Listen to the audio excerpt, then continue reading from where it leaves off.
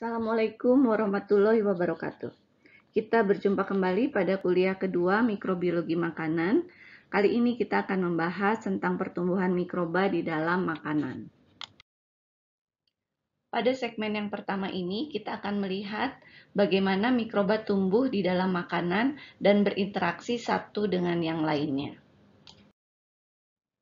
Makanan mengandung mikroba dalam jumlah dan jenis yang beragam, dan mikroba di dalam makanan itu akan saling berinteraksi di dalamnya. Karakteristik pertumbuhan dari kultur campuran dalam makanan ini akan dipengaruhi oleh dua macam faktor, yaitu faktor intrinsik, yaitu makanan itu sendiri, misalnya komposisi nutrisi bahan makanannya, dan yang kedua adalah faktor ekstrinsik, yaitu kondisi di mana makanan tersebut disimpan, misalnya disimpan di dalam suhu dingin. Faktor-faktor ini akan membuat sekelompok mikroba dapat menjadi lebih dominan dibandingkan kelompok mikroba lainnya. Misalnya pada makanan yang disimpan di kulkas.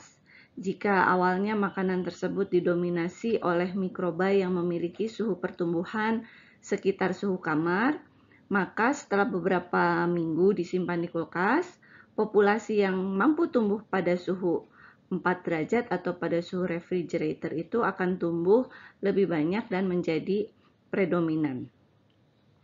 Faktor lain yang mempengaruhi pertumbuhan mikroba dalam makanan adalah jenis mikrobanya. Misalnya, jika makanan mengandung dua jenis mikroba dengan jumlah yang sama dan keduanya dapat tumbuh optimum pada kondisi intrinsik dan ekstrinsik yang sama, maka setelah beberapa waktu disimpan, mikroba yang akan menjadi mikroba predominan adalah mikroba yang memiliki laju pertumbuhan yang lebih tinggi.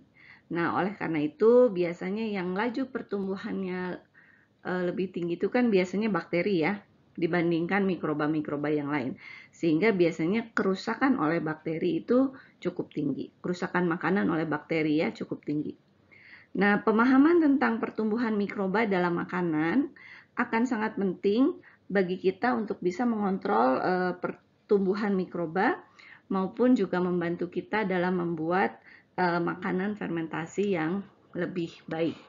Oleh karena itu, berikut ini kita akan coba lihat pertumbuhan-pertumbuhan atau interaksi yang terjadi pada kultur campuran mikroba di dalam makanan.